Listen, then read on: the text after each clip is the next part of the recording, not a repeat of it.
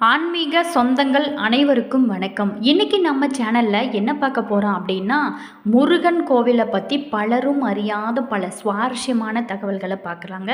அது மட்டும் இல்லாமல் முருகன் அப்படின்னாலே நம்மளுடைய நினைவிற்கு வருவது அவருடைய பால்வடியும் முகம்தாங்க. முருகன் கோவில் எத்தனையோ கோவில்கள் இருந்தாலுமே முருகப்பெருமானின் அறுபடை வீடுகளில் ஒன்றாக சொல்லப்படும் முருகனின் மூன்றாம் படை வீடாக சொல்லப்படும் பழனி. இந்த பழனி முருகன் கோவிலை பற்றி பலரும் அறியாத பல சுவாரஸ்யமான விஷயங்களை நம்ம சேனலில் பார்க்கலாங்க. வீடியோவை ஸ்கிப் பண்ணாமல் பாருங்கள். வீடியோ பிடிச்சிருந்தா லைக் பண்ணுங்கள், கமெண்ட் பண்ணுங்கள், ஷேர் பண்ணுங்கள். இதுபோல் தகவல்களை தெரிஞ்சுக்க நம்ம சேனலை ஃபாலோ பண்ணுங்கள். இப்போ தான் நம்ம சேனலை ஃபர்ஸ்ட் டைம் பார்க்குறீங்க அப்படின்னா மறக்காமல் சப்ஸ்கிரைப் பண்ணி வச்சுக்கோங்க. கூடவே இருக்க பெல் ஐக்கானையும் ப்ரெஸ் பண்ணிட்டு வாங்க வீடியோக்குள்ளே போகலாம்.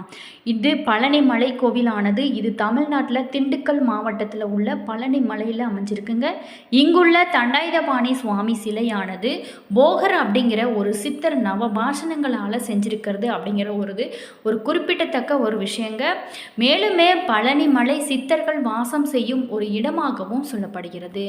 இங்குள்ள முருகரோட சிலையானது நவபாஷணத்தால் செய்யப்பட்டிருப்பது ஒரு தனிச்சிறப்பு வாய்ந்த ஒரு விஷயங்க. இந்த நவபாசன சிலை செய்யும் போது போகரானது சித்தர் சிலைக்கு சந்தன காப்பு செஞ்சு இரவுல அந்த சந்தனத்தை எடுத்து காலையில் பக்தர்களுக்கு பிரசாதமாக கொடுப்பாங்க. இது ஒரு சிறந்த மருந்தாகவும் சொல்லப்படுதுங்க.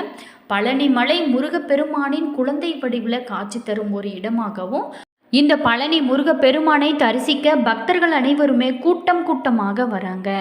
இங்கு வரதுனால நவகிரக தோஷங்கள் அனைத்துமே நீங்கவும் குழந்தை வரம் வேண்டியும் இங்கு நிறைய மக்கள், ஏராளமான மக்கள் வழிபடுறாங்க. பழனி மலைக்கு ஆவினன்குடி, தென்பொதிகை போன்ற பெயர்களும் இருக்குங்க. பழம் அப்படிங்கிற சொல்லோட அடிப்படையில் பழனி அப்படின்னு பேர் வந்ததாகவும் சொல்லப்படுகிறது. பழனி மலைக்கோவிலில் எத்தனையோ சிறப்புகள் இருந்தால் கூட இங்குள்ள நவபாசன சிலையானது மிக மிக சிறப்பு வாய்ந்ததாகவும் இது போகரால் செய்யப்பட்டது அப்படின்னும் சொல்லப்படுகிறது. நவபாசனம் எனப்படுவது 9 வகையான நச்சு பொருட்கள் சேர்ந்து இந்த நவபாசன சிலை மீன்களை போன்ற செதில்களை கொண்டதாக சொல்லப்படுதுங்க.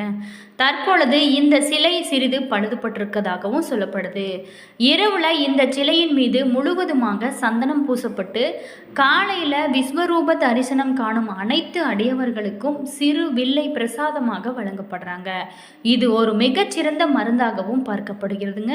போகர் தமிழ்நாட்டில் உள்ள பிரபலமான ஒரு சித்தருங்க. இவர் நவபாஷண முருகன் சிலையை சேர்ந்தது மிக சுவையான ஒரு தகவல்னு சொல்லலாம். அகத்தியர் தன்னை நாடி வரவங்களுக்கு பஸ்பம், வில்லை போன்ற மருந்துகள் அளித்து நோயை குணப்படுத்தி வந்தார். ஆனால் போகரோ நவபாசனம் கொண்டு செய்த வில்லைகளை தன்னை நாடி வரவங்களுக்கு அளித்து வந்தார். அகத்தியோரோட மருந்துகளால் சீக்கிரமாகவே மக்களானது குணமடைந்தாங்க. ஆனால் போகரோட மருந்துகளுக்கு வீரியம் அதிகமானதுனால மக்கள் அனைவருமே உயிர் இழக்க ஆரம்பிச்சிட்டாங்க. இது கண்ட போகர் நவபாஷணத்தால் ஒரு சிலையை நம்ம செய்வோம், அதன் மீது சந்தனத்தை பூசி அதிலிருந்து ஒரு குண்டுமணி அளவுக்கு மட்டும் வில்லையாக தன்னை நாடி வரவங்களுக்கு அளித்து நம்ம நோயை குணப்படுத்தி வந்தார் அப்படிங்கிறது பழனியில் வழங்கி வரும் ஒரு செவிவழி செய்தியாகவும் சொல்லப்படுதுங்க. கேரள மாநிலம் எலபெத்தமேடு என்ற ஊரை சேர்ந்த அடியவர் ஒருவர் சுமார் 450 ஆண்டுகளுக்கு முன்னாடி காவடியை சுமந்து வந்தார். மரம் மற்றும் அலுமினிய கலவையால் தயாரிக்கப்பட்டுள்ள இந்த காவடியோட ஒரு பக்கத்தில் வள்ளி தெய்வானை சமேத முருகரும் மற்றொரு பக்கத்தில் சித்தி புத்தி சமேத விநாயகரும் பொறிக்கப்பட்டிருந்தாங்க. மலை உச்சியில் போகர் சமாதி பகுதியில் இந்த முதல் காவடியை தற்போது வரைக்குமே பத்திரமாக பாதுகாத்து வராங்க அப்படின்னு சொல்லப்படுது. திருப்பதி அப்படின்னாவே லட்டுங்க. ஆனால் பழனி அப்படின்னாவே நமக்கு முதல்ல ஞாபகம் வருது பஞ்சாமிர்தம். மிகவும் பிரசித்தி பெற்ற ஒரு பிரசாதங்க. இங்கு சிறப்பு என்ன அப்படின்னா தங்கத்தேர் வழிபாடு, பஞ்சாமிர்தம், காவடி சுமந்த அடியவர்கள். உச்சியை அடைவதற்கு 2 வழிகள் அமைக்கப்பட்டிருக்காங்க. யானை பாதை ஏறுவதற்கு இதை பயன்படுத்தினால் எளிதாக இருக்குங்க. அது மட்டும் இல்லாமல் நேர் பாதை, இதை இறங்குவதற்கு நீங்கள் பயன்படுத்தலாம். பழனி முருகன் கோவிலில் மட்டும் ஆண்டிக்கோலத்தில் பக்தர்களுக்கு அருள் பாலிக்கிறாருங்க. அது மட்டும் இல்லாமல் பழனி மலை முருகன் கோவிலானது அறுபடை வீடுகளில் ஒன்றாகவும் சொல்லப்படுகிறது. இந்த கோவில் மட்டுமல்லாமல் கோவிலில் சித்தர்களால் உருவாக்கப்பட்ட நவபாஷண முருகன் சிலை பல்வேறு சிறப்பம்சங்களை கொண்டிருக்குதுங்க. இந்த சிலையை அபிஷேகம் செஞ்சு கொடுக்கப்படும் பிரசாதமானது பல்வேறு உடல் பிணிகளை போக்கும் அருமருந்தாகவும் உள்ளதுங்க. அது மட்டும் இல்லாமல் இந்த கோவிலில் பல அற்புதங்கள் இருக்குங்க.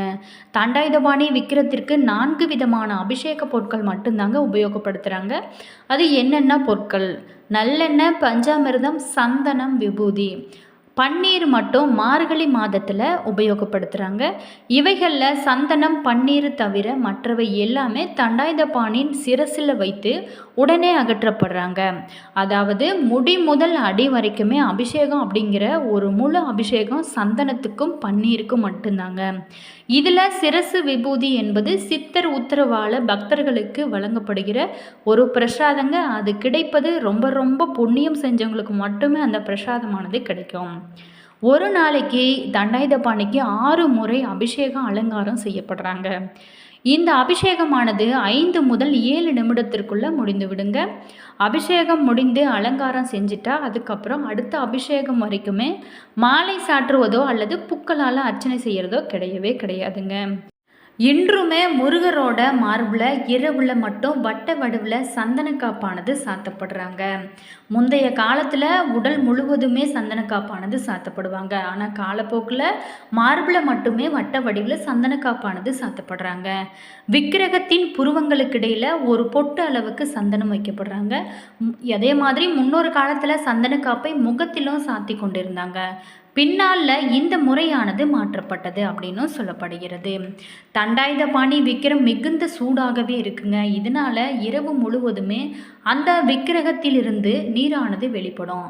இந்த நீரை என்ன பண்ணுவாங்க அப்படின்னா அபிஷேக தீர்த்தத்தோடு கலந்து காலையில் அங்கே இருக்கும் அபிஷேகம் நடக்கும்போது அங்கே இருக்கும் பக்தர்களுக்கு பிரசாதமாக இவங்க வழங்கப்படுறாங்க. அது மட்டும் இல்லாமல் தண்டாயுதபாணி சிலையில் நெற்றியில் ருத்ராட்சம், கண், மூக்கு, வாய், தோல், கை, விரல்கள் எல்லாமே மிக மிக அற்புதமாக ஒளியால் செதுக்கப்பட்டது போல் ரொம்ப தெளிவாக இருக்குங்க. இது போகரோட கைவண்ணமாகவும் சொல்லப்படுகிறது. அந்த வகையில் அந்த சிலையை சுற்றி எப்போதுமே ஒருவித சுகந்த மனமானது பரவி நிற்குங்க. இதுவரைக்குமே ஒருபோதும் வெளியே உணர்ந்திராத பரவி நிற்கும். அது மட்டும் இல்லாமல் இந்த சிலையை செய்த போகரானது எடுத்துக்கொண்ட நாட்களானது 9 வருடம் அப்படின்னும் சொல்லப்படுகிறது. அம்பாள், முருகர், அகத்தியர் இவங்களுடைய உத்தரவுக்கு அப்புறம் தான் போகரானது இப்படி ஒரு சக்தி வாய்ந்த சிலையை செய்ய முயற்சியை எடுத்தார். இதற்காக 4000த்திற்கும் மேற்பட்ட மூலிகைகளை பல இடங்களிலும் சென்று அவர் தேர்வு செஞ்சு கொண்டு வந்தார். இது 81 சித்தர்கள் இந்த நவபாஷணத்தை போகர் சொன்னபடி தயார் செஞ்சாங்க. இது பொதுநல எண்ணத்தோடு செய்யப்பட்டதுனால காலமும் இயற்கையும் தான் தன்னோட சீற்றத்தை குறைத்து கொண்டு சித்தர்களுக்கு உதவி செய்ததாக இன்னொன்று நுணுக்க தகவலும் வந்திருக்குன்னு சொல்லப்படுதுங்க. அகத்தியர் உத்தரவால ஒரு அசுரன் 2 மலைகளை காவடி போல சுமந்து பொதிகை நோக்கி கொண்டு செல்ல முருகர் அவனை தடுத்து நிறுத்தி போரில் தோற்கடித்து 2 குன்றையையும் இப்போதே இருக்கும் இடத்துல வைக்க செஞ்சார் அப்படின்னு ஒரு புராண ஒரு தகவலும் சொல்லியிருக்கு. போகர் இகபரத்தில் இருக்கும்போது தன்னோட மனைவிக்கு கொடுத்த வாக்கை நிறைவேற்ற முருகனை மேற்கு திசை நோக்கி பிரதிஷ்டை செஞ்சாருங்க. இதனால் மலை நாட்டில் இருக்கிறவங்களுக்கு பழனி முருகன் கோவிலானது குலதெய்வமாகவும் ஆனார் அப்படின்னு சொல்லப்படுதுங்க. கல்லில் சிலை செய்து பிரசித்தி செய்து கட்டிய எத்தனையோ கோவில்கள் சிதிலடைந்து போயும் கூட நவபாஷணத்தால் இந்த முருகன் சிலை செஞ்ச இந்த கோவிலானது மேலும் மேலும் வளர்ந்து கொண்டிருப்பதற்கு காரணம் என்ன அப்படின்னா சித்தர்களோட மகிமை தாங்க அப்படின்னு பலருமே ஒரு எண்ணமாகவும் காலங்காலமாகவும் இருந்து வருதுங்க. தண்டாயுதபாணி சிலைக்கு இடது பக்கத்தில் ஒரு சின்ன மரகதலிங்கம் இருக்குங்க. அவங்கள தரிசிக்க வலது பக்கமாக சென்று தீபம் காட்டுதல் வேண்டும். ஏன்னா இந்த தீப ஒளி இல்லாமல் இந்த லிங்கத்தை தரிசிக்க முடியாது அப்படின்னு சொல்லப்படுதுங்க. பழனியில் 2 மரகத லிங்கங்களும் இருக்குது. ஒன்று முருகன் சன்னதியில், இன்னொன்று போகர் சமாதியின் மேலே. இந்த 2யுமே போகர் பூஜை செஞ்சதாக ஒரு தகவலும் சொல்லியிருக்காங்க. என்ன நேயர்களே, இந்த வீடியோவில் நம்ம முருகன் கோவிலை பற்றி பலரும் அறியாத பல சுவாரஸ்யமான தகவல்களை தந்திருக்குன்னு நினைக்கிறேன். வீடியோ பிடிச்சிருந்தா லைக் பண்ணுங்கள், கமெண்ட் பண்ணுங்கள், ஷேர் பண்ணுங்கள். இதுபோல் புது புது தகவல்களை நீங்கள் தெரிஞ்சுக்க நம்ம சேனலை ஃபாலோ பண்ணுங்கள்.